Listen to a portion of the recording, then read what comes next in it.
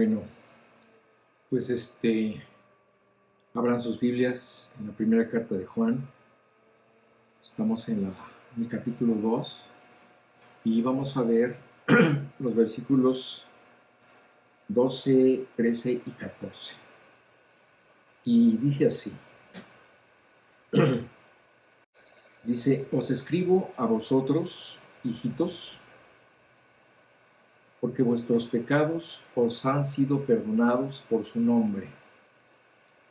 Os escribo a vosotros, padres, porque conocéis al que es desde el principio. Os escribo a vosotros, jóvenes, porque habéis vencido al maligno. Os escribo a vosotros, hijitos, porque habéis conocido al Padre. Os he escrito a vosotros, padres, porque habéis conocido al que es desde el principio.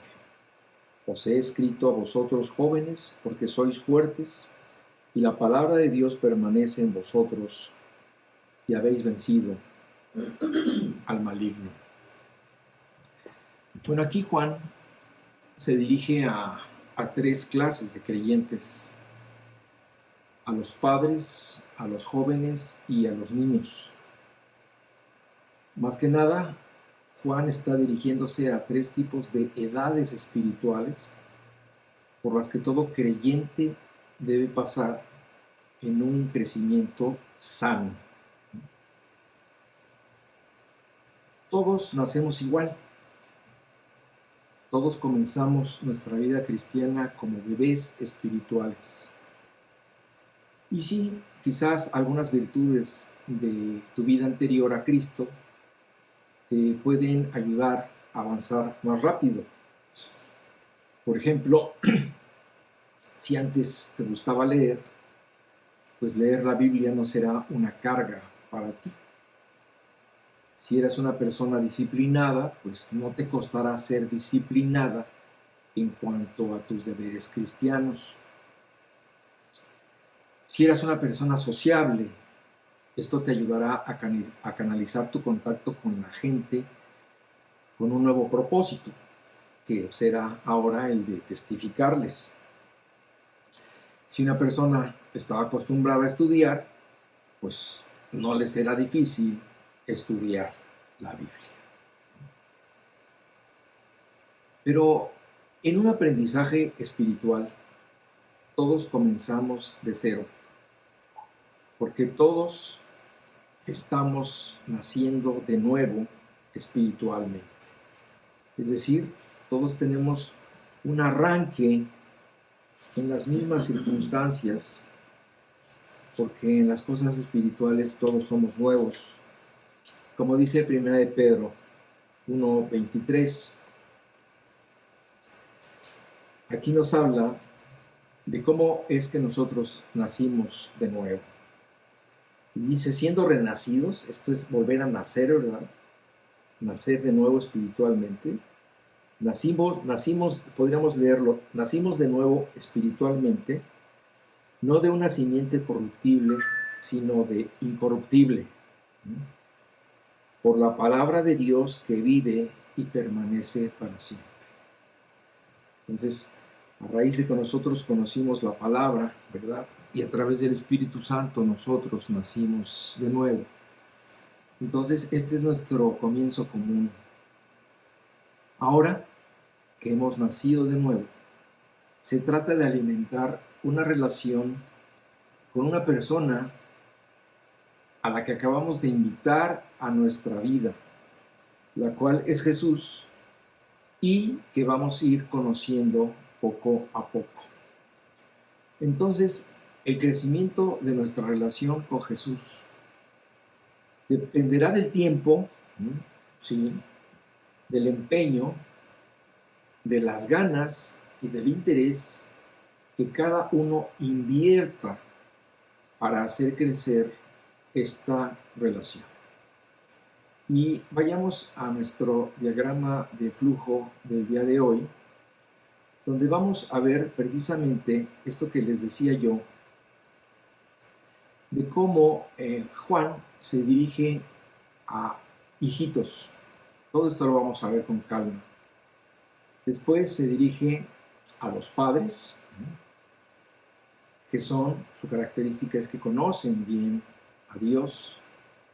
Después se dirige a los jóvenes, que son vencedores, que son fuertes y que viven en la palabra. Y finalmente se dirigirá a los niños en la fe, que conocen a Dios. Entonces, este va a ser básicamente el desglose de lo que vamos a ir viendo.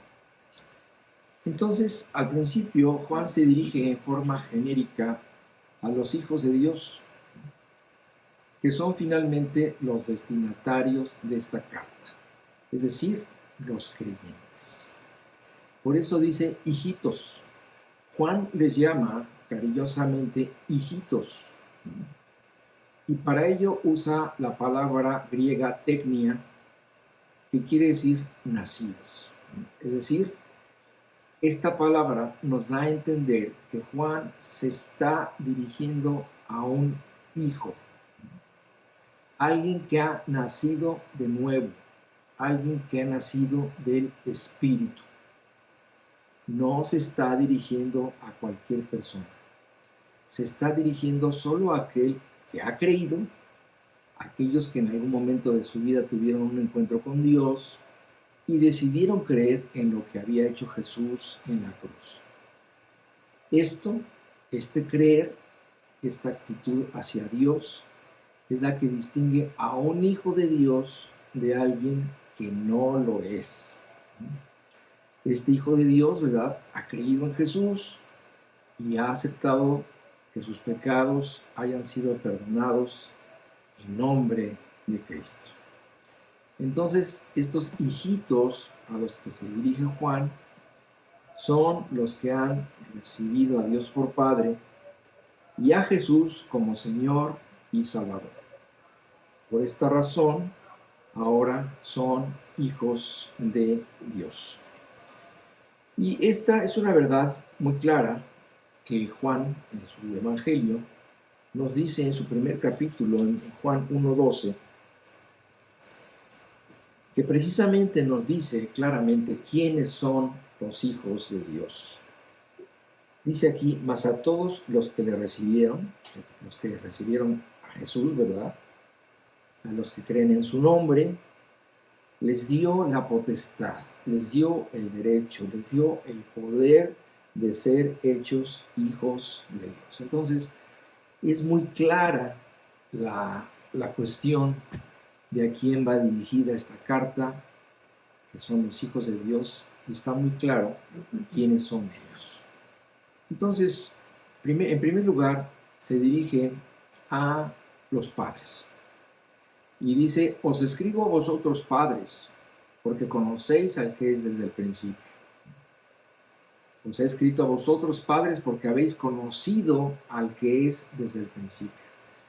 Aquí Juan presenta en forma alternada, se dirige en forma alternada a padres, jóvenes y niños, y yo se los estoy juntando los versículos que hablan acerca de los padres. Entonces, en primer lugar, Juan se dirige a los padres, al grupo que representa el estado más grande de madurez espiritual. El pater, el proveedor, el que enseña, el que da ejemplo y el que da vida. Entonces, se dirige a ellos porque son los pilares, son las bases sobre las que se ha edificado la congregación. Son los que han permanecido en la fe y gracias a ellos muchos más se han agregado. Ellos son los que llegarán a ser los ancianos de la iglesia porque son los que han sido probados en la fe. Entonces, una de las características de ellos es que ellos son los que han conocido a Dios profundamente. Y entendemos que es profundamente porque la palabra que Juan usa para conocer habla no solo de un saber, sino de un llegar a saber. Esto implica algo que ha requerido tiempo, algo que ha necesitado de dedicación y de entrega para llegar a ese tipo de saber, para llegar a ese tipo de conocimiento. Entonces, este conocimiento no es meramente intelectual. Ellos conocen profundamente a Dios. Su relación con Dios ha crecido a través del tiempo y a través de muchas pruebas, de retos y de sufrimientos que han pasado junto a Cristo durante el tiempo que han caminado con Él. Entonces, estos padres son obreros aprobados y obreros que Dios ha usado mucho. A estos padres Dios no necesita convencerlos de que lean, de que oren, ni tiene que presionarlos para que le hablen a alguien de Cristo. Su vida ya está conformada a los deseos de su Padre. Su vida ya está amoldada a las enseñanzas de la palabra. Ciertamente no son perfectos, tienen defectos, debilidades, pecados, pero saben convivir con sus tropiezos.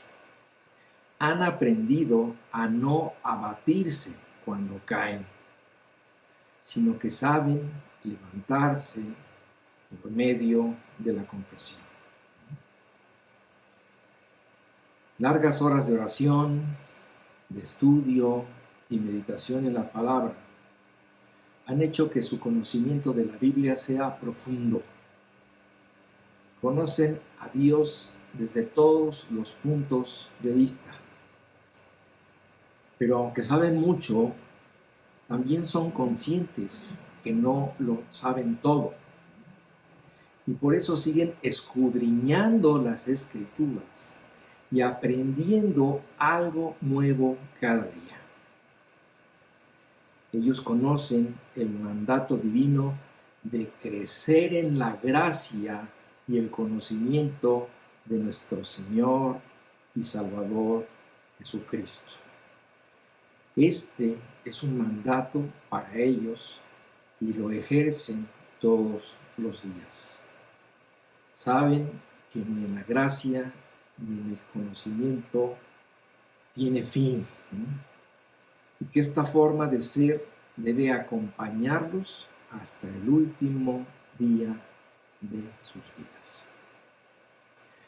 Entonces, finalmente, los padres son la inspiración y el modelo a seguir por aquellos que todavía no han alcanzado la madurez. Ellos son los maestros que enseñan a los demás lo que a través de los años han aprendido del Padre que todos tienen en común. Estos padres son los que además han engendrado hijos espirituales. Fíjate cómo dice Pablo en 1 Corintios 4:15.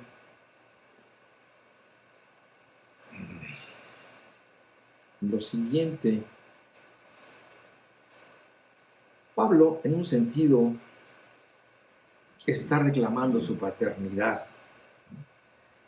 Está reclamando su paternidad sobre aquellos que fueron engendrados por él. Y dice así: porque aunque tengáis 10,000 años en Cristo, no tendréis muchos padres. Pues en Cristo Jesús yo os engendré por medio del Evangelio.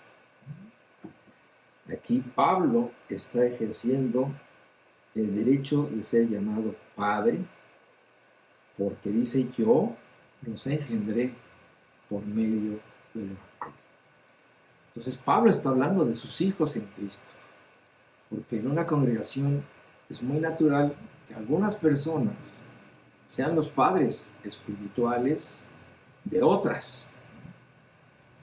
Muchos de nosotros hemos tenido la experiencia y la bendición de haber engendrado hijos espirituales.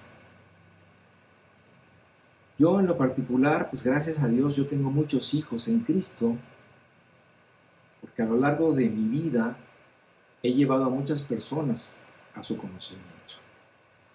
Incluso algunos de ustedes son mis hijos en la fe, porque yo les hablé de Jesús y los llevé a sus pies.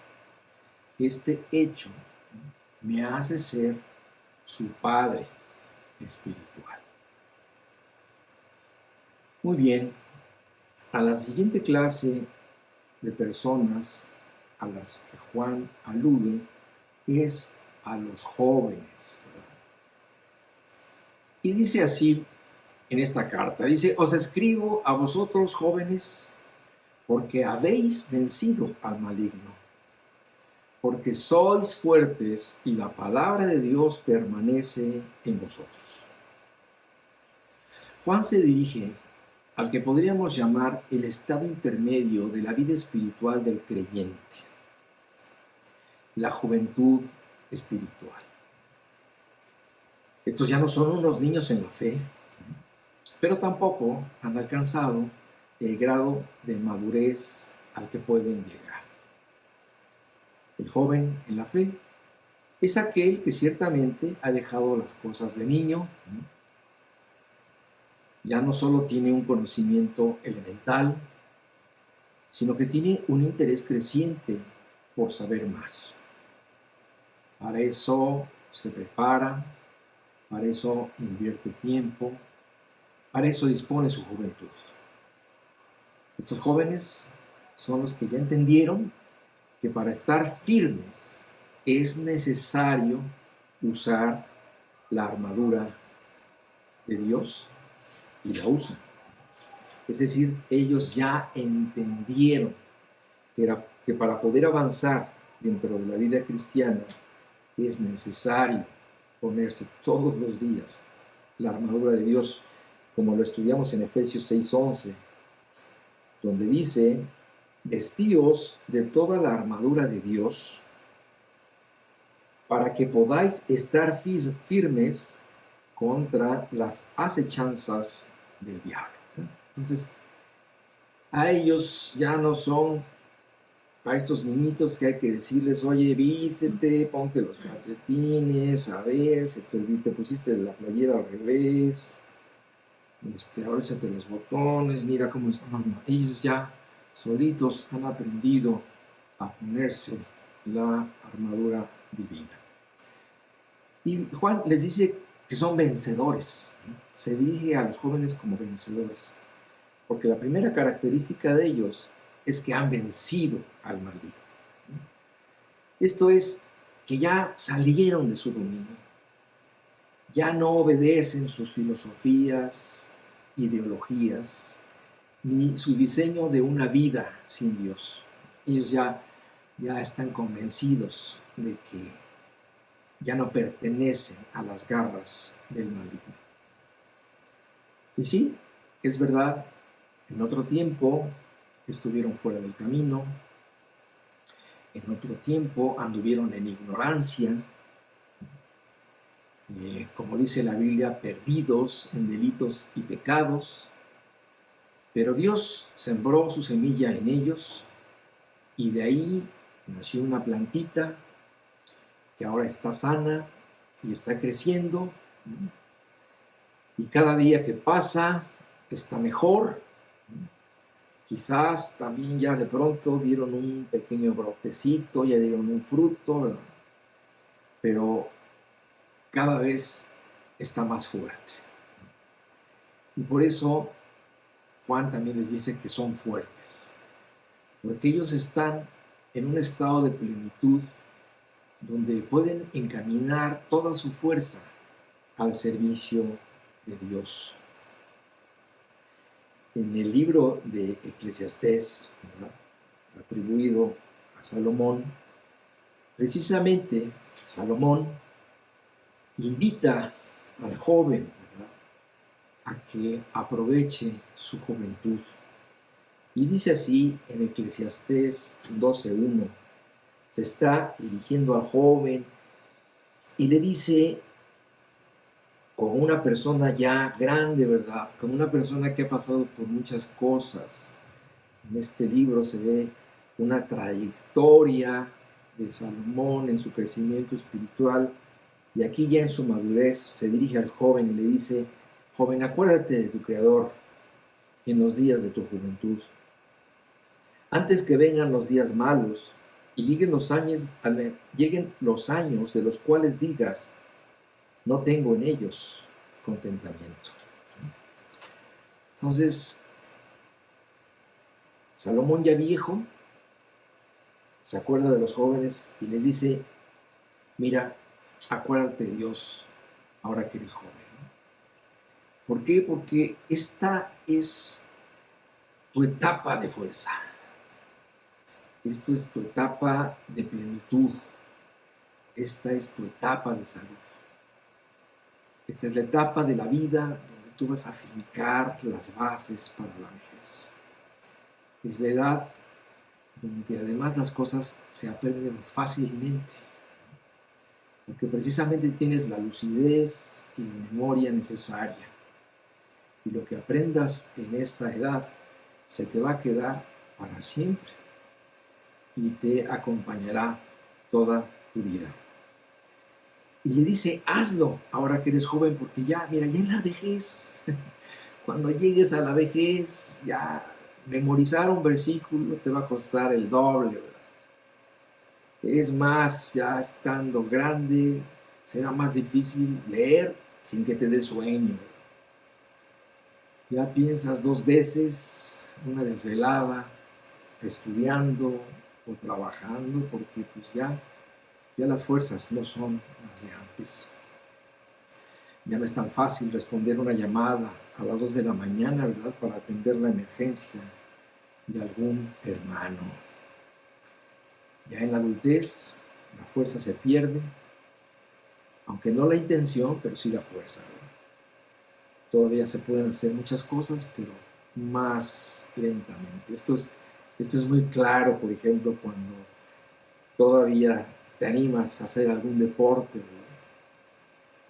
Y es muy obvio cuando tu mente y tu experiencia saben lo que tienen que hacer, pero cuando tu cerebro le manda la orden a tu cuerpo, pues esta ya no responde igual.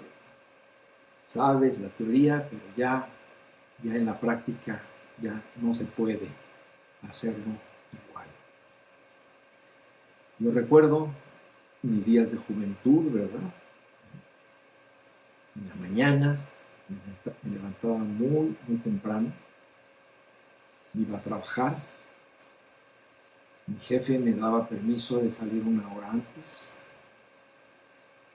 de allí me iba a la universidad y ya en la noche me iba a estudiar la Biblia en la casa de Emilio, mi maestro. Si yo tratara de hacer eso hoy, no lo podría hacer por 2 razones. En primer lugar, porque el tránsito no me lo permitiría, pero para nada. Y en segundo lugar, porque de seguro me daría un infarto. La juventud es la juventud. Y hay que aprovechar los días de la juventud. Otra de las cosas que Juan le dice a los jóvenes es que ellos viven en la palabra.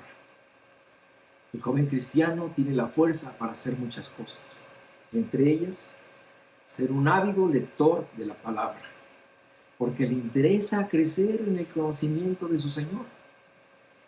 Ellos están lo suficientemente arraigados en la palabra como para no ser engañados por falsas interpretaciones que lo único que persiguen es confundir a los que no están preparados para defender su fe. Pero ellos ya pasaron por esa etapa.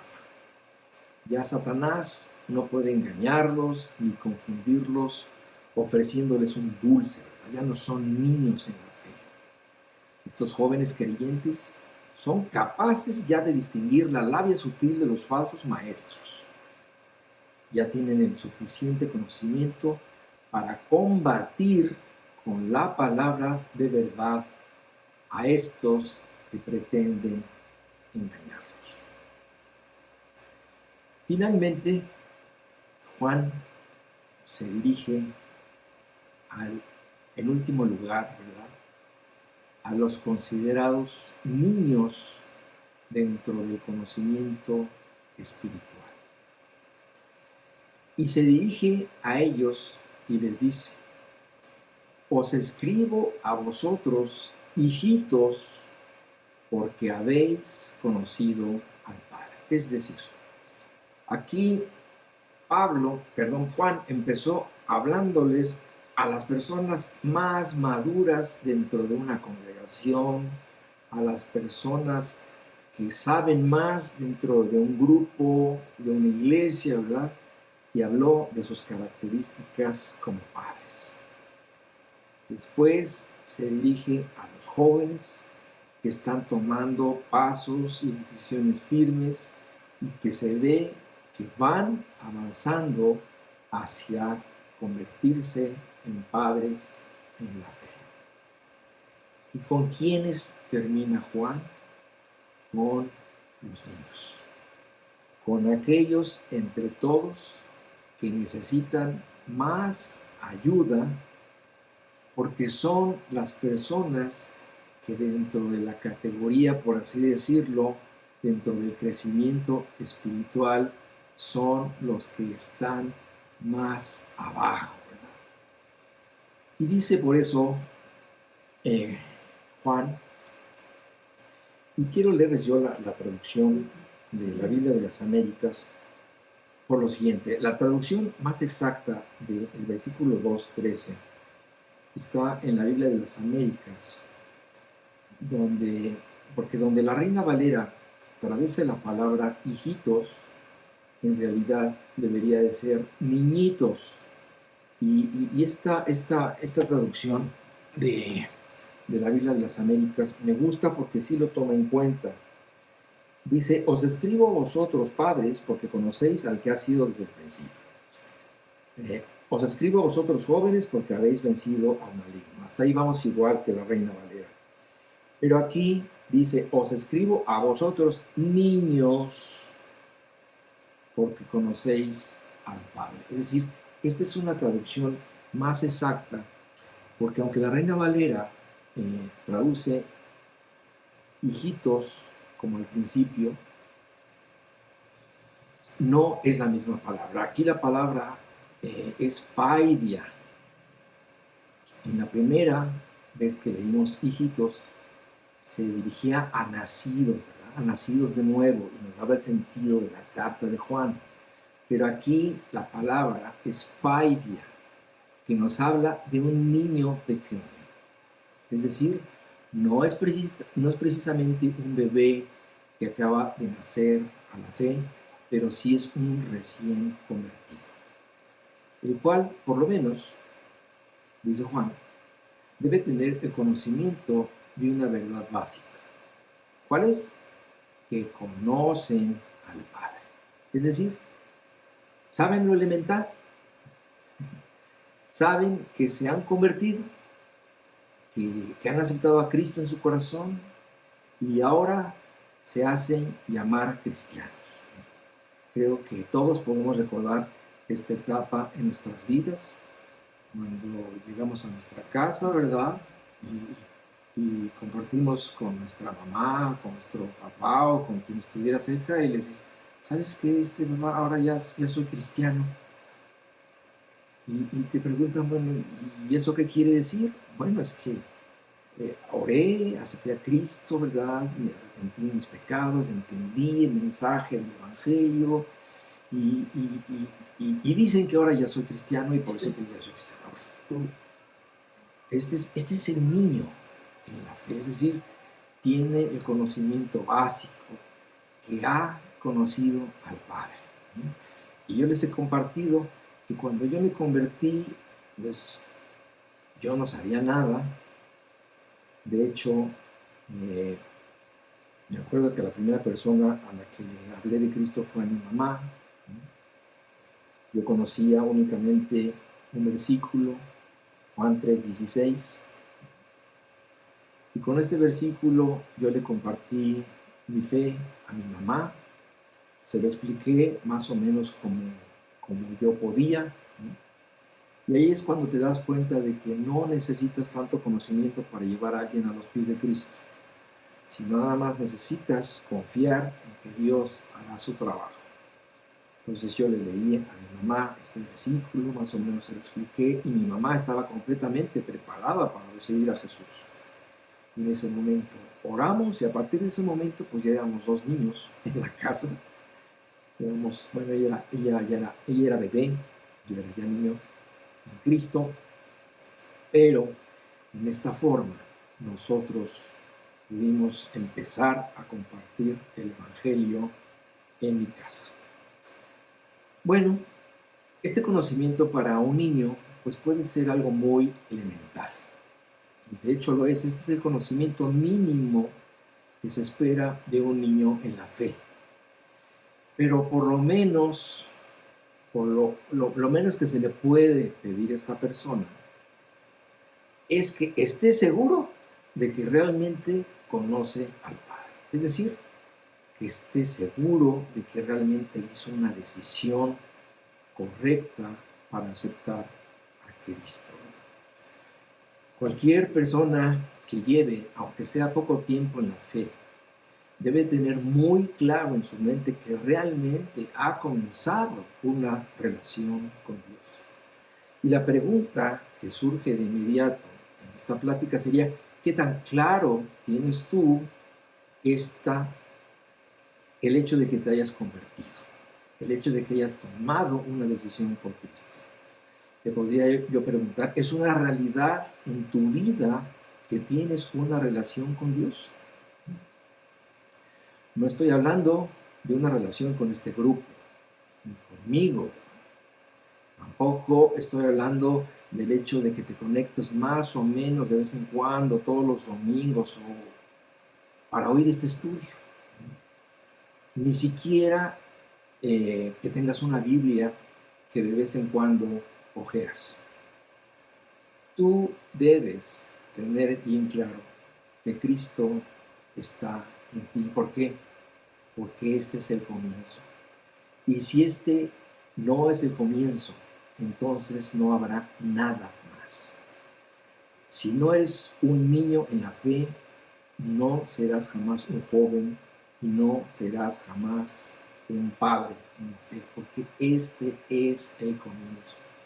Tú debes tener bien claro que Cristo está en ti, a menos que no lo esté. Y este es el consejo de Pablo en 2 Corintios 13:5, donde precisamente pone el dedo en la llaga para todos aquellos que tengan alguna duda acerca de si realmente han comenzado una relación con Cristo o no lo han hecho en una forma real.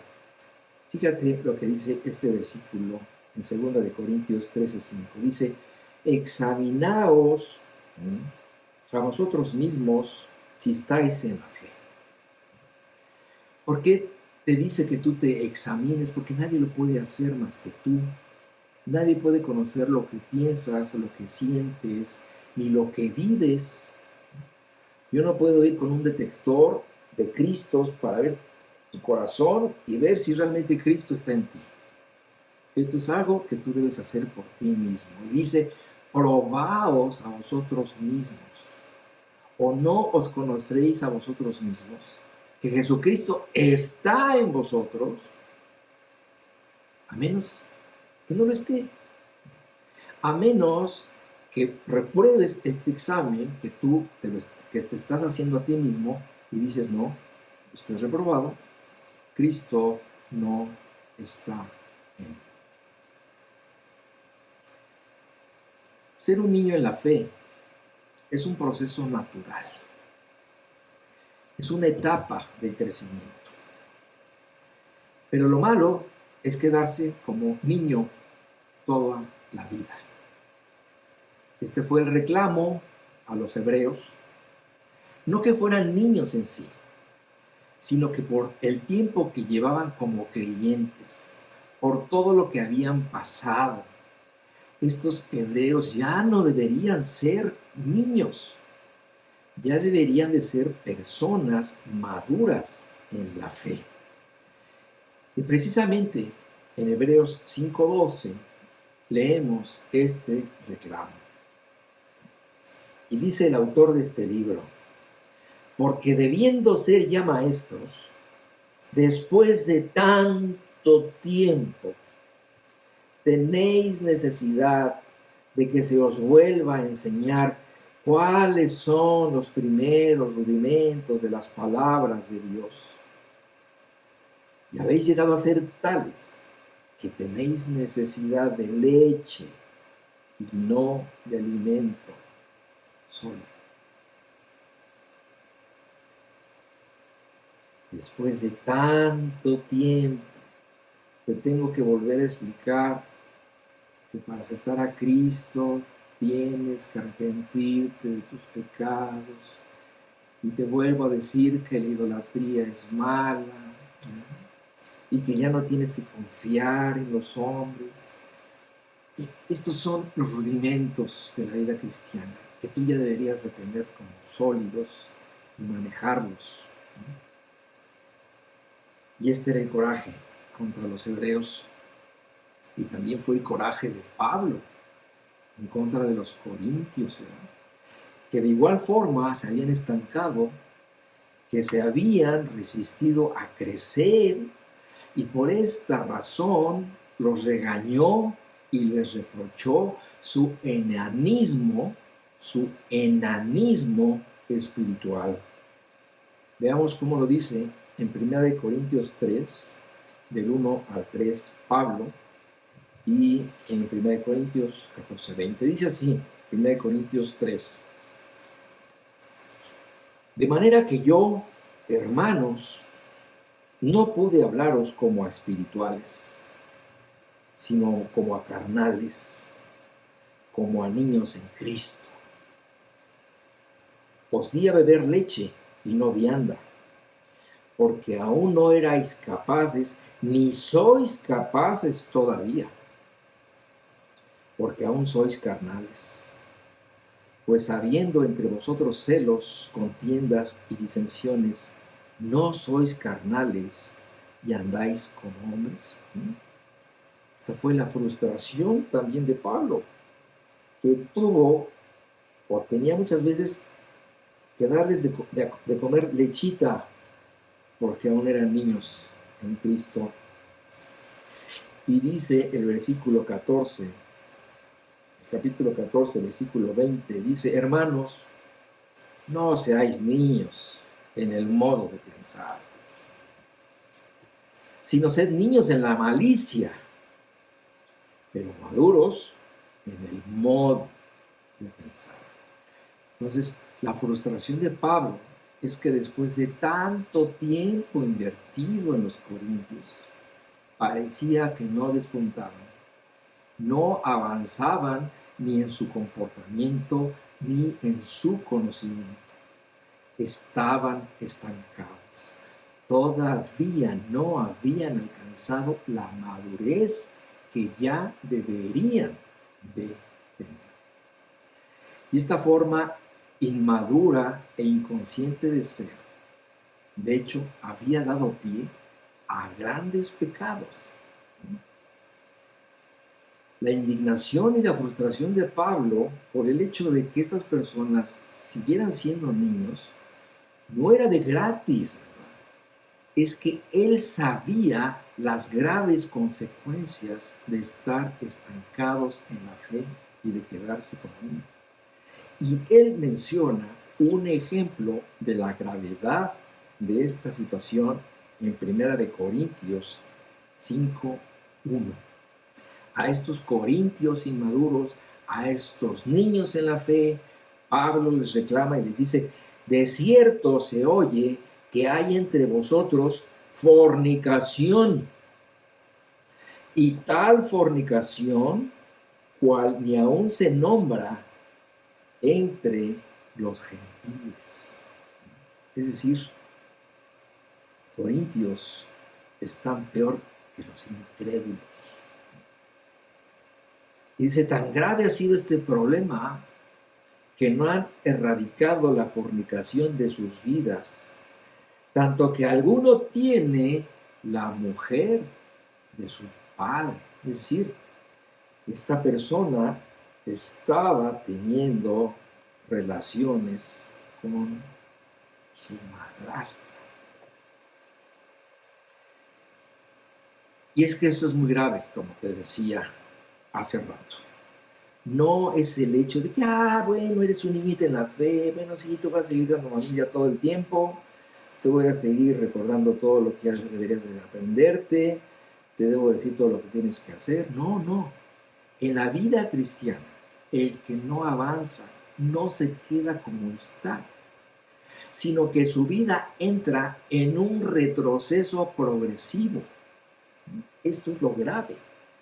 Entra en un constante alejamiento de Dios, que al principio puede ser imperceptible. Cuando una persona empieza a permitir pecados en su vida, se empieza a alejar de Dios y la persona no empieza a darse cuenta de cómo se está alejando de Dios.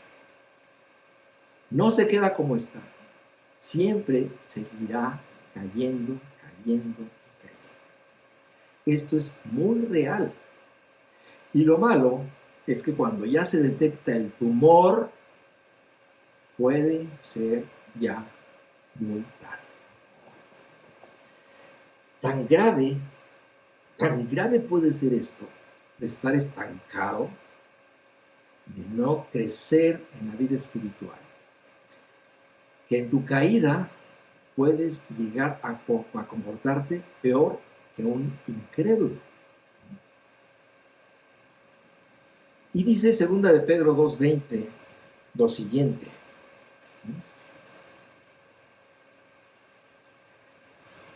Pedro, hablando acerca del mismo problema, dice, ciertamente, si habiéndose ellos escapado de las contaminaciones del mundo por el conocimiento del Señor y Salvador Jesucristo, enredándose otra vez en ellas son vencidos, su postrer estado viene a ser peor que el primero. Es decir, aquí Pedro se está dirigiendo a alguna persona que siendo creyente ha caído. Dice, si ya se escaparon de la contaminación del mundo por el conocimiento del Señor, si ya estando en una situación de salvación, se enredan otra vez en ellas, en estas cosas, son vencidos. Y su postrer estado viene a ser peor que el primero. ¿Cuál? Su estado como un creyente caído puede ser peor que el de un incrédulo. Y si yo quisiera, que no lo voy a hacer, te daría muchos ejemplos que he conocido a través de la vida de creyentes que han caído y han sido peores que un incrédulo. ¿Cuáles son las características de un niño en la fe? Bueno, ya vimos algunas, pero el niño en la fe no pone atención. Tiene necesidad de que se le esté recordando las enseñanzas básicas del cristianismo. ¿Ya te aprendiste Juan 3:16? ¿No? Bueno. Sigue talachándole, porque sí, eso de aprenderse 5 renglones es bastante difícil. Solo digieren la leche. El alimento sólido les hace daño a sus estómagos infantiles. Ya cuando empiezas a profundizar en la palabra, ya se cansan, ya estoy saturado. Su falta de conocimiento de la palabra les impide entender cosas más difíciles. Sus sentidos espirituales no se han desarrollado. No les gusta pensar, no les gusta profundizar, quieren su lechita. Otra vez, un regaño sobre los hebreos, en Hebreos 5, 13 y 14. Dice así: y todo aquel que participa de la leche es inexperto en la palabra de justicia porque es niño. Pero el alimento sólido es para los que han alcanzado madurez, para los que por el uso tienen los sentidos ejercitados en el discernimiento del bien y del mal. Los niños en la fe son carnales. Aunque ya son creyentes, todavía tienen un pie en el mundo, al que de vez en cuando se escapan. Todavía se pelean, se celan, se ofenden fácilmente, son inconstantes en todo lo que hacen. Hacen berrinche cuando Dios no les contesta lo que piden, porque no han sido ejercitados en la paciencia ni en la fe. Y otra característica que Pablo nos dice acerca de los niños en la fe es que son fácilmente engañados. Fíjate cómo dice en Efesios 4:14. Dice Pablo: para que ya no seamos niños fluctuantes, llevados por doquiera de todo viento de doctrina, por estratagema de hombres que para engañar emplean con astucia las artimañas del error. Es decir, los niños en la fe son fluctuantes, ¿verdad? No están cimentados en la fe. Son llevados por cualquier viento de doctrina. Ah, tú eres cristiano. Entonces llega uno de esos engañados y dice: ¿ya leíste esto? Ah, caray, no creí que no había entendido esto. ¿No? Y tratan de engañarte y de confundirte en tu fe. Son las estratagemas de hombres que para engañar emplean con astucia las artimañas del error. Y esto es muy lógico, ¿verdad? Es muy lógico porque un niño en la fe hay que estarle recordando sus deberes. ¿Ya leíste? No. ¿Ya oraste? No. ¿Ya testificaste? No. Es decir, estas cosas todavía no son parte de su ser. Por lo mismo, no tienen bases sólidas en su conocimiento ni experiencia en la fe. Entonces son víctimas potenciales de lobos rapaces que solo están al acecho, ya sea para confundirlos con doctrinas equivocadas de la Biblia o para sacarlos del camino. Entonces es importante darnos cuenta en qué estado espiritual estamos nosotros. Tú puedes ver la vida de un recién convertido que inmediatamente comienza a obedecer. O puedes ver a gente que no le interesa. Puedes ver a gentes que, aunque acaban de recibir a Cristo, ¿verdad?, tienen interés, obedecen inmediatamente. Y esto hace que crezcan de tal forma que dentro de las etapas del crecimiento cristiano, siendo muy jóvenes, pueden ya ser maduros en la fe. O puedes ver que gente con mucho tiempo en Cristo, pues que nada más no despunta, ¿verdad? Estos son los que decidieron vivir toda su vida como niños. Y son los que pasarán al cielo como niños espirituales. Se sienten bien así. En el fondo creen que eluden su responsabilidad ante Dios. Pero no es así.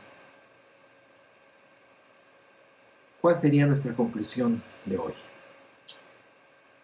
Fíjate que en otros aspectos de la vida parece que sí nos queda muy claro esto de que la niñez debe ser solo una etapa de transición y no un estado permanente. Por ejemplo, uno no quiere ser siempre el mensajero de la empresa. Uno no siempre quiere ser el novato del equipo o el aprendiz para siempre. Es una aspiración natural y esperada el deseo de avanzar, de crecer y de mejorar siempre. Parece que en términos mundanos esto nos queda muy claro, pero en términos espirituales tenemos confusión en este sentido. En términos humanos, el padre siempre espera ver crecer a su hijo. Y aunque nos divertimos mucho con las ocurrencias de nuestros pequeños, sería una tragedia que se quedaran toda la vida así. En el terreno espiritual, como ya vimos, no tiene nada de divertido ver a un creyente estancado, porque ya vimos que no es un estancamiento, sino una caída progresiva.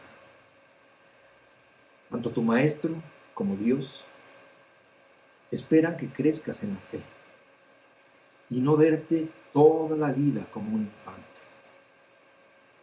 No hay nada más satisfactorio para un padre ver al niño alcanzar la juventud y después la madurez espiritual de un padre. Hermanos, que Dios los bendiga. Me despido como siempre de ustedes diciendo, Maranatha.